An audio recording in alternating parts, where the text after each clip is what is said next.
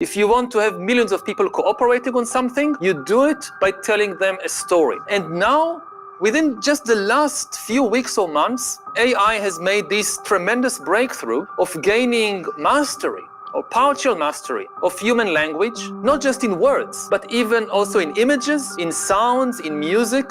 Maybe we'll see religions based on holy books written by a non-human intelligence. Independent Islamic Republic. The all-seeing AI is becoming reality. It will know us better than we know ourselves, and some say governments will start using this technology to control its people. All this is very real. You see, every hell starts with a promise of heaven, and if governments start using AI to control people, then we could find ourselves in a totalitarian world, resembling hell, the days of the Antichrist revealed in the scriptures of all religions. The gifts that AI will bring to society are plenty, advancing medicine to cure diseases. But also, haven't holy men from the past said exactly that? The Antichrist will show you heaven, however, in fact, it will be hell. Part of his trial will be that he will have with him paradise and hell. But his hell will be a paradise and his paradise a hell. We already have big tech collecting vast amounts of data on our behavior. Machine learning algorithms use this data to calculate not just what we will do, but who we are. AI can predict what films we like on Netflix, what news we want to read, and even who we would want to date on dating apps. There's government agencies which use AI to even predict who's likely to commit a crime in the future. All this will gradually take over our world, and it will have full control as long as people stop thinking. This leads me to ponder on the concept of the Antichrist. Could the Antichrist be artificial intelligence? If you read the scriptures of the past, say for example, the book of Revelation, it's all written in allegorical language. So there's a possibility that the Antichrist figure will not be a person at all, but artificial intelligence.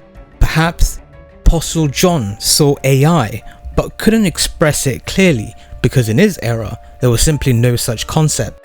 In the book of Revelations, the Antichrist is not called a man at all. He's referred to as beast. Here's the passage. And I stood on the sand of the sea and saw a beast coming out of the sea with 7 heads and 10 horns. On his horn there were 10 diadems, and on his head were blasphemous names. The beast I saw was like a leopard. However, in the book of Revelation, there's not just one beast, there's actually 2. Here's another passage. And I saw another beast coming out of the earth. He had 2 horns like lamb and spoke like a dragon. So you see folks, the Bible is referring to a beast, that it's written allegorically, that the beast is a poetic image. So this beast can be anyone, even a person, a demon, or even a computer program with artificial intelligence. However, it's important to put everything in context. There are parts of the Bible which does refer to the Antichrist as the man of sin, so we can't really be sure. However, one thing we can be sure of is, the Antichrist will not have a soul. Otherwise, it would be very unjust for God to create a human being with the same spirit as us in order for that being to lead a villain's role in the end times, because at the end of the day, we're all created equal and with free will. It can be said, and of course Allah knows best, that the Dajjal, the Antichrist, will not have the same spirit as human beings. The Antichrist, or the Dajjal in Islamic tradition, can be said not to have the same spirit as human beings. This is an interesting concept explored by Sheikh Imran Hussein in his book. When Moses, peace be upon him, was called upon to climb Mount Sinai to meet with Allah the Most High, someone known as Samiri, who appears to have a PhD in engineering, requested the Israelites to hand over to him all their gold. He then forged a golden calf and presented it to the Israelites, who promptly declared that this was their God and the God of Moses. He did an amazing job in forging the calf that when the wind blew, the calf would moo in much the same way that a living cow would moo. What's interesting is the Quran refers to this golden calf as a jasad, a lifeless body. So the Quran here declared that the golden calf was a jasad, a lifeless body or a body without a soul. This jasad entity appears again in the Quran. In the case of the vision which Prophet Solomon, peace be upon him, saw, God showed a vision of a lifeless body, a body without a soul, who sat on Solomon's throne and wanted to inherit his kingdom.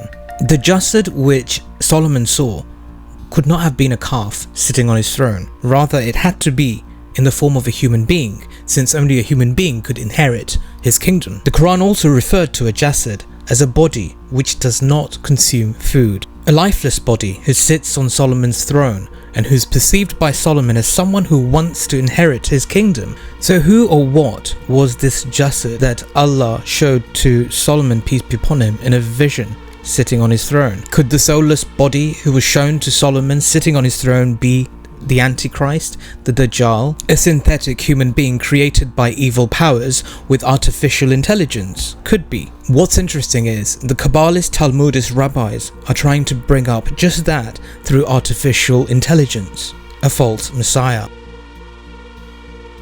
According to the book by Joel Baxt, a Josephic Messiah, Metatron, and Sacred Serpent, that's the name of the book. In the second volume, he's describing the serpent that was in the Garden of Eden, and he's describing him as androgynous AI. And this is basically who their final Messiah is. They're bringing down their sacred serpent. He's a transvestite? Androgynous.